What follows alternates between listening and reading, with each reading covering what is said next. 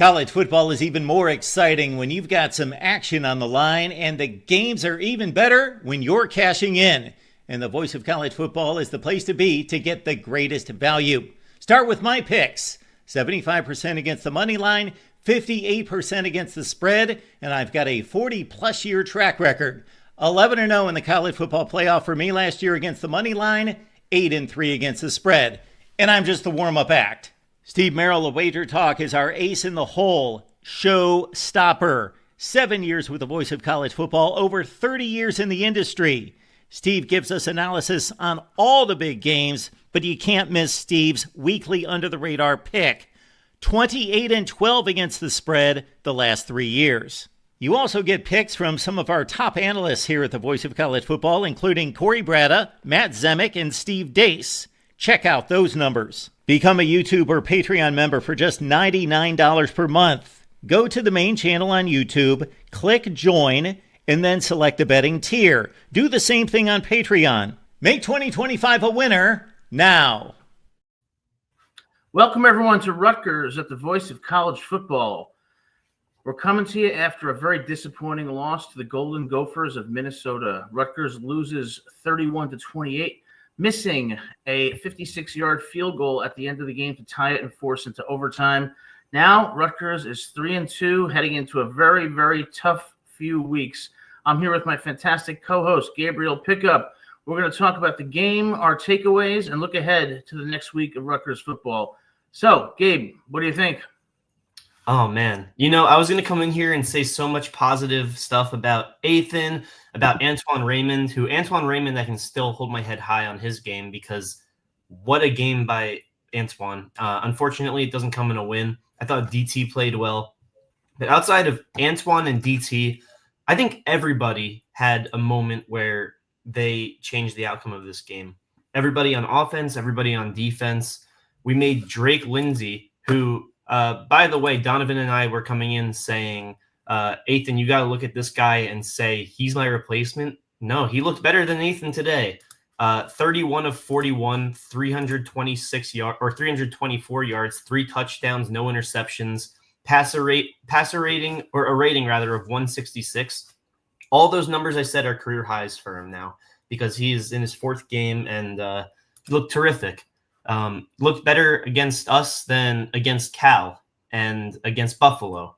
And those defenses are supposedly worse than us. And no matter how much positive stuff I say, the ultimate message is the unfortunate SOR acronym, same old Rutgers. Yeah, that's a nice summary, Gabe. I mean, look, there's so many things we could say about this game. Ethan played pretty well. Antoine Raymond had a great game. But look, the offensive line was horrible. 7 sacks given up. Ethan was under duress all game long. The defensive line did get some push, but overall, the defense in pass coverage was terrible. And we started out the year with 3 wins. A winnable game against Iowa, we lose. A winnable game against Minnesota, we lose. When you say the same old Rutgers, I'm not sure that that's accurate, Gabe. I think it might be worse than the same old Rutgers because they've got Penn State, Oregon, Washington, Ohio State coming. We're looking at a possible 4-8 or 5-7 season, and it's very disappointing, especially this early in the season when hopes were so high, or at least reasonable. Yeah, you could argue that Minnesota, if you look at the rest of our schedule, was our second easiest opponent for the rest of the year behind Purdue. Because I was going to say coming into the year, Maryland should be an easy win, but they're 3-0, 4-0. They're looking like a really good ball club. And it's just unfortunate because there were so many highlight plays that after we drove down the field, I was getting ready to think about what positives can we take away? How can I hold my head up high? And then Gus Zilinskas, of all people, he's the one that has a brain fart. I don't know if that was on him or if that was on Ethan, if that was on the cadences being sort of miscommunicated. But snapping the ball when nobody else is ready, we lose 15 yards, and that forces us out of field goal range, even if we do try the field goal there. With, by the way, a kicker. That was his first kick in college football. Are you kidding me? You put him in that situation, a 56-yard field goal to tie the game against probably our biggest rival in college football, if not Maryland or Penn State, although Penn State would kick our ass every time. That to me is irresponsible. And he had the leg. He clearly has more power than Jay Patel. Jay Patel, he made 18 straight kicks, missed his last 3. What a polar opposite on that end. And as a Mets fan, I've been witnessing polar opposites in terms of first half and second half production all year long. It's really unfortunate that you put a kid who has a leg, is a sophomore, in that situation. You set him up for failure when he has a very powerful leg. And who knows if he's our kicker next week or not, but it's not a great start for his college career. I'm very 50-50 on Schiano. I think Rob Smith, I don't know if he has to go, but he certainly can't be calling plays on defense anymore because there were a lot of 3-and-outs. Or not a lot. There were a few 3-and-outs that, I could say we looked good on defense. But then ultimately, what was it for? It was for a 78-yard bomb to Jalen Smith. It was for Drake Lindsay to have the game of his life out there. In a storyline that should have been Ethan versus his old team, Drake Lindsay stole the show. So to me, the direction of this program is very unclear. Yeah, I completely agree. And in addition to them having to play Ohio State, Penn State, Oregon, and Washington, you pointed out Maryland. They also have to go at Illinois, which even though Illinois lost 63-10 to Indiana, they're still a decent team. It's a close game with them and USC. Let me actually see who's winning that. Yeah, and one thing we talked about all year was for Rutgers to have a successful season. Ooh. What's the score? USC is up 1 point with 30 seconds left. Illinois has the ball at the USC 27, so it's probably going to be a Illinois win by 2 points. And I went to USC. I graduated there in 97, so of course, love the Scarlet Knights. Now, here's the thing. We talked about on so many shows, Rutgers has to have complete games to have a chance at having a successful season. They got to do the little things right. Everybody's got to do their job. And when you look at the statistics, you see that wasn't the case today. Over 400 total yards, but let's look at, yards per play. Minnesota, 6.1, Rutgers, 5.3. Third down efficiency, Rutgers won that. But when it comes to turnovers, Rutgers 1 turnover, Minnesota none. Okay, when it comes to penalties, 5 penalties for 41 yards, Minnesota 3 for 30. So ultimately, when you're not winning those little things, like you're turning the ball over, and you're not doing the little thing and playing as a team, it leads to a loss because Rutgers does not have the talent to beat teams unless they're all clicking. Now, Schiano in the offseason went out and got a lot of transfers on defense from South Florida, James Madison. I'm sorry, our transfers, except for Eric O'Neal, are not showing out. On defense, yeah. On defense. On offense, yeah, DT's been doing fantastic, doing well. But this team is worse than last year. And at some point, I got to be honest with you, and it may sound controversial, Schiano, I think, is going to consider, it's time to turn the reins over to a new coach. Well, as long as it's not Rob Smith, because that would set our program back 10 Rob to Smith, 20. no. I don't know if he's going to be fired. He should not be calling plays on defense anymore, though. That should be on Schiano. When Schiano decides to retire, and nothing but respect for Schiano, here's who we should hire. Urban Meyer. Bring him to Rutgers. We don't have that budget, but we need a coach who can recruit with the Georgias, the Alabamans, the Michigans, the Floridas.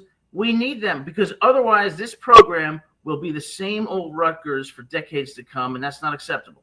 Well, it was looking like we were almost at that tier in the spring, and then we lost 5 transfers to decommitting. I want to talk about one thing with this game, and I was debating, do I call him out directly or do I mention him as part of the defense? But I think that we have a group of guys that can accept criticism. I haven't heard any personal retaliation from it. Jacoby Henderson was getting targeted every play in the fourth quarter. They were throwing his way every single play, and he wasn't making the tackles, and he wasn't getting the coverage that he needed. Cam Miller and Bo Nose, to me, are the clear 1 and 2 of the cornerbacks. And Jacoby Henderson, I think he has good potential to be an impact player. I didn't see it this game, though, against someone who, before this game, no one knew who he was, and we made him look like a top 5 Big Ten quarterback. Well, yeah, and when we talk about Illinois beat USC. Oh, okay. Wow. Well, I'm going to watch those highlights. But look, in addition to doing all the little things, winning time of possession, winning the turnover battle, winning third down conversions, in addition to the little things, penalties too, you got to do the big things right. The offensive line was totally dominated, giving up 7 sacks to an average Minnesota defense. Unacceptable. At times, the defensive backs were either out of position or not reacting well to the ball and getting exploited in zone coverage, especially with their tight end. Okay? And then on offense, it looked as if we could move the ball at will, but only had 28 points to show for it. Why? Because of a terrible interception and because of a few plays that were so negative that it put us behind the 8 ball, and you can't have that. And then all of a sudden, I don't know about you, but Jay Patel decided to turn into someone who looks like a deer in headlights out there. And what choice did Shiano have? He was in his own head. I think he still is in his own head. Well, the little things are going wrong. The big things are going wrong. And with Penn State, Ohio State, Washington, Maryland, Illinois coming up, we're looking at a 5-10 season, and it could even be 4-8. Yeah. I don't even want to say the word guarantee anymore because of how we played all year. But the only game for the rest of the year that we're probably going to be favored in is Purdue. And that's the last week of the season, I believe. Is that at Purdue? I don't want to. I don't know. It might be. Let me see. But that's the only game that, in my opinion, we should be favored in. And you mentioned basketball.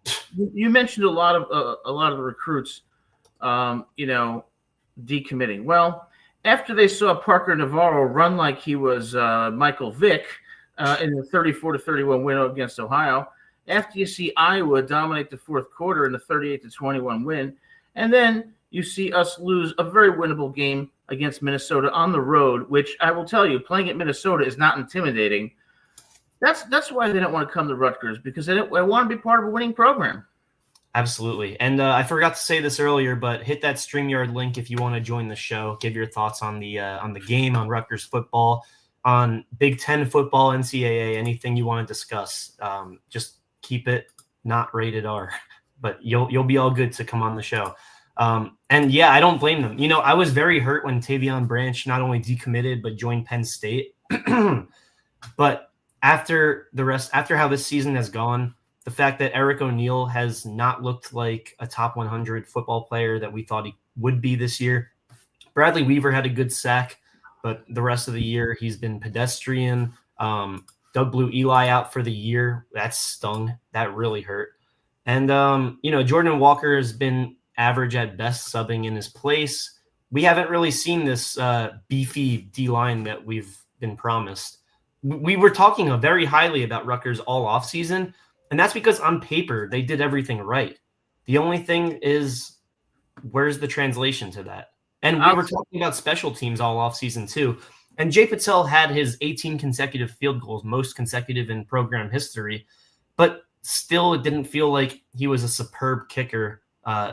Definitely, I don't know. You're consistently making them, but you can't be trusted to make a 50-plus yarder. And you have to have a sophomore kicker come in that's never played a snap before in college football, or never kicked a field goal, rather, in college football.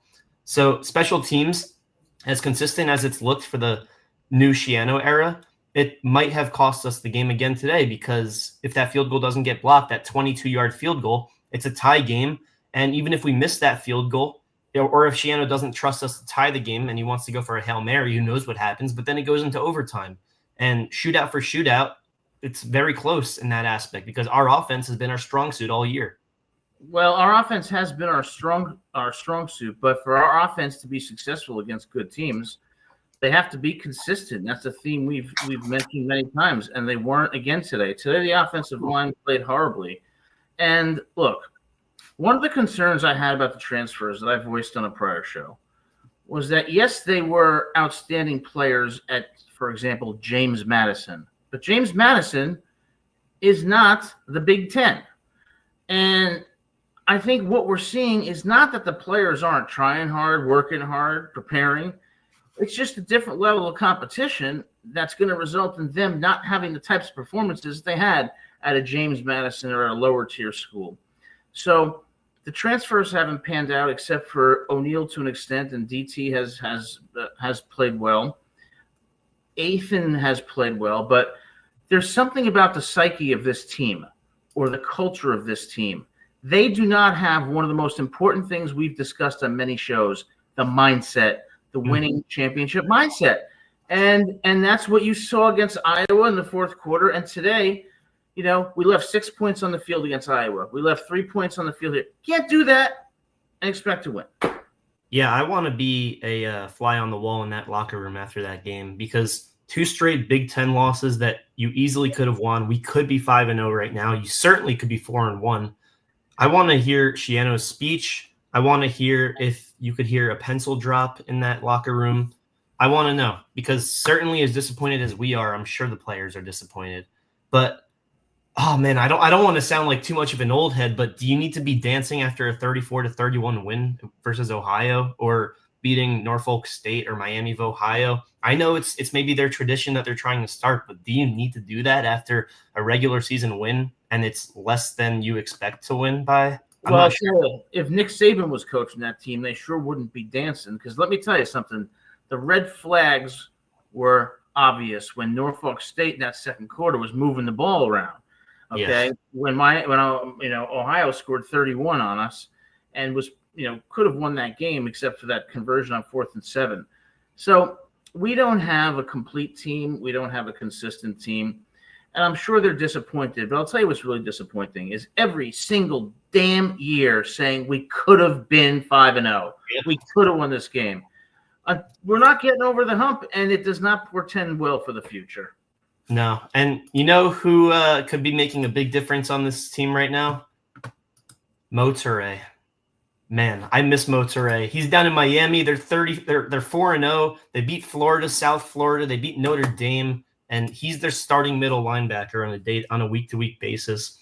Jabome he's been good, but Mo Toure would really be captain of this defense right now. Well, when people transfer, sometimes it's not just because of money or something like that. It's because they know things that the average fan doesn't know. And I think Mo Toure may have seen the writing on the wall and said, this team is not going to be a championship caliber team. And it's not that we're regressing necessarily. It's that we're staying the same. We're staying the same differently. It's like we get better on one side of the football. We get worse enough at the other side of the football that it negates itself. Yeah, and I don't blame Coach Schiano. Look, I've always respected Coach Schiano. But in my opinion, his days are not long at Rutgers, because after the career he's had and all the effort he puts in to put this product on the field, I suspect he's going to say at some point, it's time to turn the reins over. And if Rutgers has any future ahead of them in the Big Ten, with the teams that we have in the Big Ten, they're going to have to make a blockbuster hire at head coach to be able to get the kind of recruits that are going to make us a competitive program.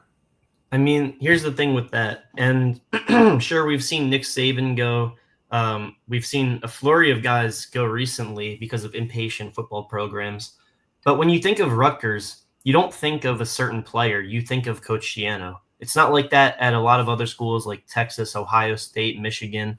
But at Rutgers, you think of the head coach before you think of any individual player, which to me says a lot about the system he's implemented to make us not the worst team in the Big Ten, to where we're at least respectable. But what difference does that make? Respectability doesn't translate to wins in this case, and it hasn't. It hasn't when it mattered last year. It simply hasn't recently. And I like Schiano, but I don't think he should go. And I don't blame him for the defense, because Rob Smith is the play caller on defense. That's who I blame for the defense, and we have capable players. A lot of people said that would be our identity again this year.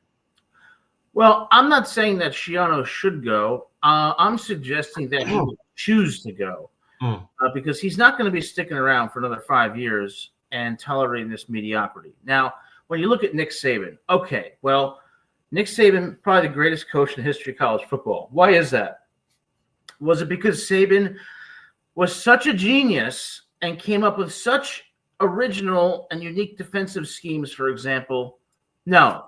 He was a brilliant coach, but guess what he had? He had the players. If you don't have the players, you don't get the wins. We don't have the players. We have talent, but we don't have the players who are consistent. And this week showed, because what we're seeing every week now is a different problem in a different area. That's not going to work. Our run defense finally stepped up. And for what? For Drake Lindsay to have the game of his life, possibly the best game for the rest of the season. And for our run game, Antoine Raymond had the game of his life for nothing. And what did you think about Samuel Brown getting the touches? By the way, welcome back, Samuel Brown. That was a long road to recovery, and I'm happy that he's back and healthy. But what did you think about him getting snaps over Jashawn Benjamin? As you know, I get that he's a senior, but he did look slow out there. And Jashawn, he only got two rushing attempts last week against Iowa. And we don't have CJ Campbell for the rest of the year. So it's either Samuel Brown or Jashawn Benjamin getting snaps for the rest of the year. Maybe Brown can be the second guy moving forward. But I think it was too soon to rush him back in there this week. I think it's because one of two things. Benjamin is either banged up or he's getting outplayed in practice. And you know, whatever the reason is, our depth at running back, which was supposed to be a strength, has taken a hit. Now, Raymond had a fantastic game. Ethan was generally solid. But you need the whole offense to be executing. Right? They are not executing. And every week it's a different problem. The defense plays good for one half, not good the second half. Rutgers scores, 21 points in the first half against Iowa, 7 points in the second half. Now the offensive line in this game is terrible. The secondary at times is effective, at times is letting receivers run wide open and just sitting there in zone and not, reacting to the ball at all. And, what's happened is there's so many little problems that are also being made worse by obvious big ones. And when you put that together, it spells 4-8 for a Rutgers team that, could be 5-0. But how many times are we saying what could have been rather than what is? I think that final drive was very symbolic of this game. The fact that we bring the ball to the Minnesota 30, we get, within Patel's field goal range, who, by the way, I think that Shiano runs him out if it's less than a 50-yarder. But because it was so long, he went with the power guy over the accuracy guy. But that ball to DT, that was such a good ball. And DT had his hands on it, but it got swiped away last second. That was one of the best throws I've seen Ethan make. It was right on the money. And if, that wasn't DT's fault, but if he could have hauled that in, because a lot of players can haul that in, that would have been one of the, remember I said that he hasn't had his play yet? That would have been his play. And he had his best game as a Scarlet Knight. 5 receptions, 74 yards, and a touchdown against a good defense, because he had similar numbers against Ohio. But I tweeted out actually after the first half, because it's been symbolic of the rest of the year, the rest of the season. I've said Minnesota is gonna adjust, Iowa adjusted, Ohio adjusted. Can Rutgers finally adjust? And it looks like we didn't adjust until the very end, until it was too late, because we gave up 17 points and we only scored 7. Well, you're right. The pass to DT was the best pass of the game. It was a beautiful pass from Kelly Kamanis. And look, I don't fault DT for not hauling it in, because look, there was double coverage. It was a contested pass, but that could have won the game for us. But what killed us, and what absolutely drove me crazy, is that we're in field goal range, and the center hikes and snaps the ball. What? You can't. That can't ever happen. And by the way, best offensive lineman on our team, one of the 4 captains of our team, and he's had some of the best PFF grading on Rutgers before that. So it's just so uncharacteristic. And of course, something like that goes wrong. Yeah, I mean, look, if you're in field goal range and you can tie the game and send it into overtime, and you're on the 30-yard line, there's no excuse for you to lose a single yard. If you run the ball, maybe you'll not make it past the line of scrimmage, okay? If you're going to pass the ball, you should have quick outs or quick slants to avoid any possibility of a sack, which they may very well have had schemed up. But then he snaps the ball, and we lose 10 yards in the game. Sorry, that's same old Rutgers for you.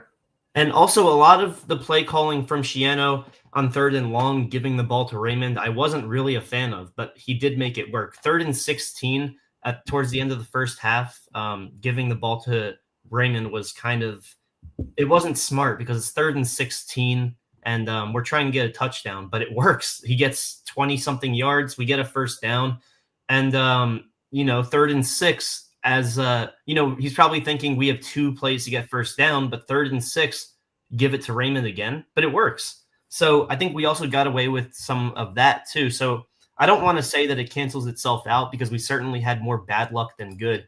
And another thing is that play to put Minnesota up. I think it was 24-21 when they got that touchdown. That defensive holding, where was that at? The one against Kaj Sanders? They didn't review it, and they didn't say why it was a defensive holding, and I didn't see a review. It didn't look like a defensive holding to me. So that was one play where, again, that changes the whole game. I think it was 3rd and 10 at that point, and they would have had to settle for a field goal, which again would have had us tie game on that drive.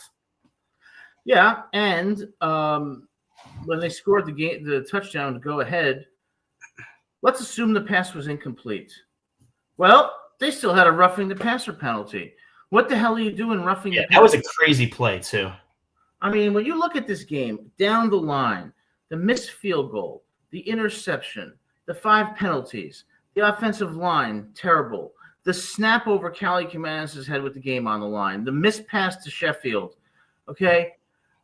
It's a recipe for a loss, and with all of the things that we've talked about, consistency, winning time of possession, turnovers, penalties, 4th downs, special teams, we're not winning any of it. Our special teams has regressed so much this year that it's a liability.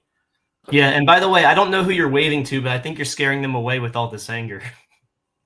Oh, it's constructive criticism. I mean, we all know the Rutgers players work hard and play hard and sacrifice, but it is what it is. And I'm a Jersey guy, man, so I'm going to tell it like it is, you know? Of course. And Rutgers, as I mentioned, is very much New York culture because we only really have Buffalo, and Buffalo isn't a very competitive football program, except they played ironically well against Minnesota. Oh, God. Anyways, do you think that the ghost of Gopher Pass took over Ethan in that second quarter? Because he made some very uncharacteristic throws to what looked like the wrong football team, but maybe for a second he thought he was a Gopher again. Yeah, no, I think what happened is I think Ethan got a little bit rattled because he realized he was in a game where he was not going to have any protection. And I think that when that happens, you start thinking and you start saying, I got to get rid of the ball quicker. It makes you play with a sense of urgency that can compromise your mechanics and your judgment and decision-making. And I think that's what happened. Then I think he settled in and got acclimated to what was happening. But again, you can't have a bad second quarter. You can't have a snap over the quarterback's head, a missed field goal, an interception. You can't have that stuff if you're going to compete in the Big Ten. No, you cannot. Unless you have the talent of an Ohio State. And, fair. Anyone in the top 3 in the Big Ten.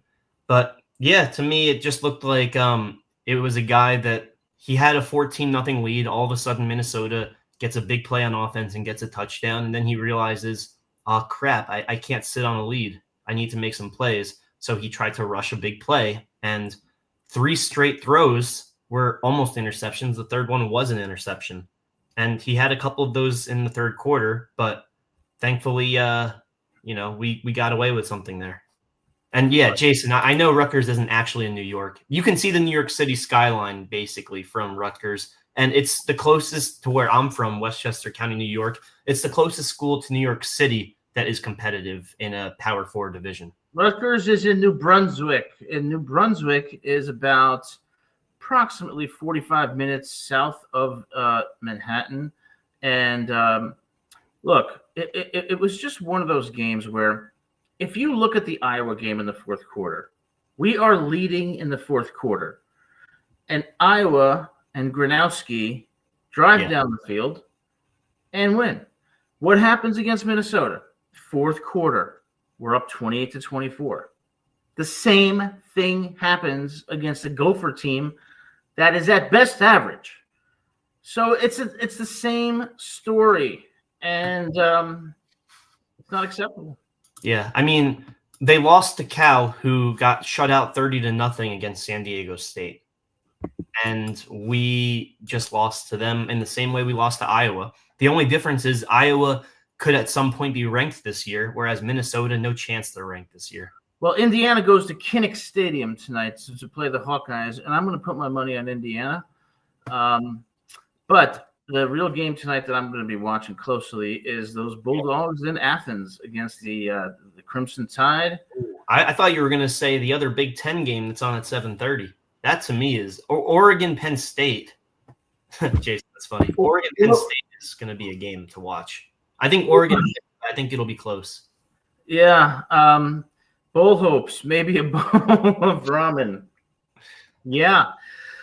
Or they may go to the Super Bowl. They may get free tickets. But other than that, I think we're in for a disappointing season. And what really sucks is, we just basically, we're at the beginning of the season. Yeah, it looks like Minnesota took us seriously instead of looking at Ohio State only. They took us seriously, and Minnesota is one of those teams where they may not have the best talent, but they will beat you if you are not prepared. And we were not prepared. Nope. And Washington might be the same. I'm interested to see how they play against Ohio State at home. I tell you, if they keep it close against Ohio State, then we are doomed. Not just against Washington, but moving forward, because that's how competitive the Big Ten is, that probably a bottom 10, bottom 8 team in the Big Ten is competitive against the top. And we're out here losing to Iowa and Minnesota, 2 very winnable teams back to back, particularly Minnesota. That stings. And Iowa, the bookies, they had their respect for us. They had it at a 1.5 point spread, which I thought was kind of absurd, but at least it shows that they had their respect for us. Well, yeah, we're not sniffing a bowl this year. That Rate Bowl, if we won that against Kansas State, that would have been one of the best games in Rutgers history, given how the year could have gone. But at the end of the day, it looks like we're just going to have to hold our heads high on that Miami Bowl for another year. I mean, what did we say before the season began when we previewed the schedule? We said Iowa, Minnesota, they have to at least split. Yeah. And you said, I won't forget, you said, looking at Iowa, looking at Minnesota, looking at Washington, I have concerns. And you were right. And Washington, we're going to be the heavy underdogs, I believe. Yeah, Washington is a different team when they play in Seattle. And that stadium at Washington is deceptively loud because the way the stadium is built, there's these overhangs that come in and contain the noise, and it's very, very loud. And they play inspired ball there. Beat Michigan there last year. I don't see a win there. Ohio State, forget it. Penn State, a few months ago, I thought we had a shot. No. Luke Altmaier in Illinois, no. Maryland. I thought after last week we had a shot, but they just beat USC, and USC was looking like a top 3 Big Ten school before that. Okay, so here's a perfect example. Illinois loses by 53 points against Signetti and the Hoosiers. The next week they bounce back to beat what's probably a superior USC team. We lose by 10 to Iowa. Do we bounce back against an inferior Golden Gopher team? No. Case closed. The only thing is, PJ Fleck and Shiano both read each other like books. That was kind of a fun chess matchup to watch. And it was a good game. If I wasn't a Rutgers fan, I'd be sitting here saying what a game. Both teams did well. But unfortunately, when you see a Rutgers program struggle for damn near your entire life, you can't be sitting here saying it was a good game if you're a fan. No, and it's really disappointing. And I see Ignacio says that Washington's up 3-0 on Ohio State after a field goal just now. We're going to see, Gabe. If Washington plays them tough, then doesn't bode well for us. And Maryland is in Piscataway, but Maryland's no gimme either. There's no gimme game on the rest of the schedule, especially since Purdue is in West Lafayette. And if you saw Purdue play Notre Dame, they were reasonably competitive for large portions of that game. So, Shiano, it's not like I'm blaming Shiano because I just think we don't have the talent. Or there were 2 gimme games all year, and we handled business, but man, did we also kind of get exposed defensively. And Norfolk State and Miami of Ohio. And Miami of Ohio didn't much look like a gimme game the first quarter and a half, did it? No, and Ohio didn't look like a gimme game in the first. That one wasn't. That one wasn't. I mean, Ohio, they were within a possession against Ohio State through the first 3 quarters. So it's not like Ohio State tough. You're right. I mean, but what I'm noticing too is a pattern of us losing the fourth quarter. That's another thing. Yeah. So it's not a good day for Rutgers football, and we'll be here to support them throughout the season because you stick with your team during the down times. But I'm not very optimistic. So Gabe, tell me, what are your 3 takeaways from this game? Well, takeaway number 1 is that the season might be over. Takeaway number 2 is that Rob Smith's job is in jeopardy. And I didn't need to get very analytical on either of those 2. But this is takeaway number 3, and this is what worries me. KJ Duff, Ian Strong, Antoine Raymond, they're all going to be having more years of eligibility after this year. Please don't hit the transfer portal. I beg of you. Just stay, build the culture, because I don't like seeing players this good jump ship. Imagine how good this team would be with Motoré. Imagine how good this team would be if we were able to execute differently down the stretch. If Doug Blue Eli was still healthy, CJ Campbell, if he's still healthy, we don't have to worry about Samuel Brown versus Jashawn Benjamin. Then again, maybe we don't see this type of Antoine Raymond game. But just please don't hit that transfer portal. I mean, you too, CJ Campbell, you have another year of eligibility because you got hurt. Don't hit that portal, man. Stick with it. Stick with this culture. If you stay here, we can't get worse. We only get better. If you leave, then we continue to be the same old Rutgers. So please, guys, stay on this team. Let's give AJ Surratt a shot, huh? Yeah, Gabe, that's a great point. And, Jason O has some really, good comments here. Why not blame Schiano? He's the one responsible for bringing players in. Yeah, he is, Jason. That's true. I do think Rutgers, though, is at a very serious recruiting disadvantage, given the competition, with the Penn States, the Michigans, the Oregons, the Ohio States. But, you have a point. Now, Jason also says outside of 2 or 3 seasons, Schiano's teams have been like this. Inexplicable mistakes at key moments and letting weak teams have career games against them, and that's 100% right. And there's no reason for that. So 3 takeaways. Number 1, lack of consistency. This week, the offensive line. That was the problem. Number 2, not winning the fourth quarter. We didn't win the fourth quarter against Ohio, Iowa, and now Minnesota. All 3 beatable teams. And number 3, the little things. We're not doing the little things right. And when you don't have as much talent as a great team, you can't. I hope not, Jason. I hope CJ transfers to FSU for next year. FSU, a stunning loss against the Cavaliers of Virginia. I don't know if you listened to the show on Monday, but I said the lock was FSU taking the -6.5 spread. I said that was the one that you should cover because I thought that was a disrespectful spread, and they go out and lose to Virginia. So I bet people lost millions on that game. Yeah, my fault. I didn't say that you will win. I said you should take that. And also, this is kind of a pain to ask because, in theory, a commitment means it should be a commitment, like almost contractual.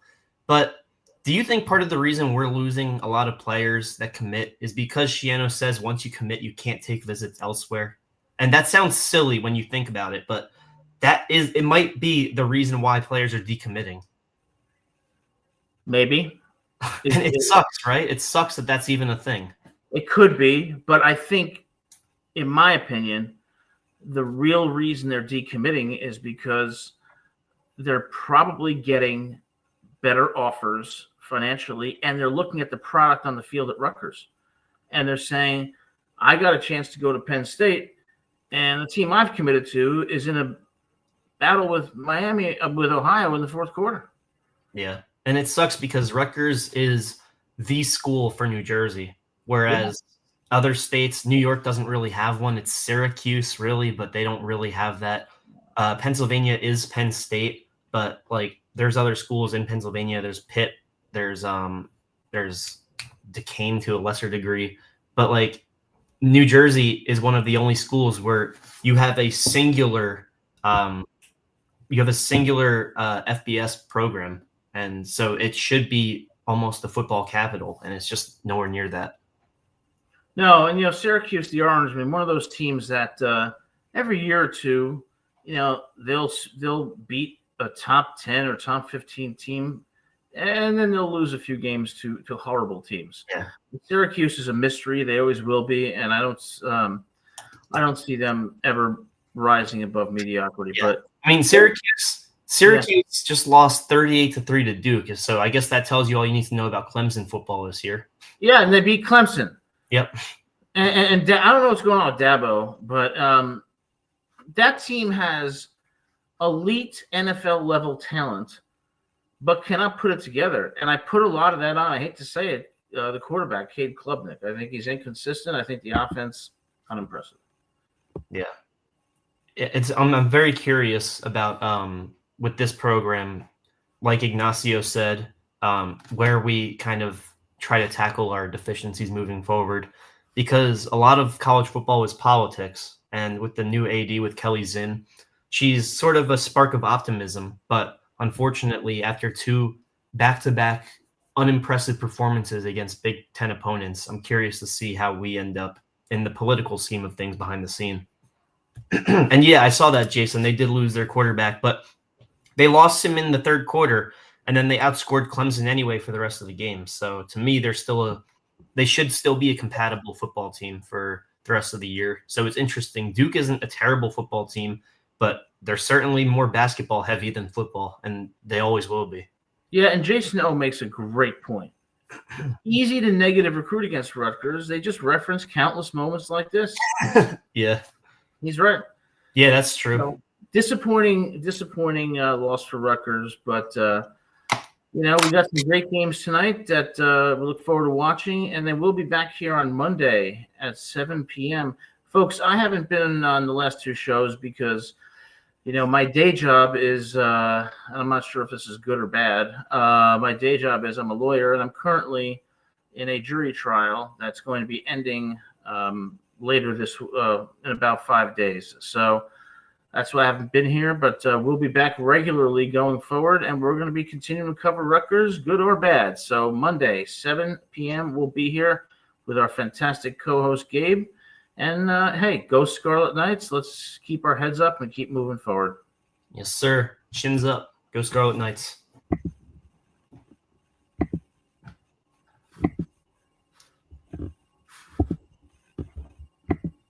I believe in you.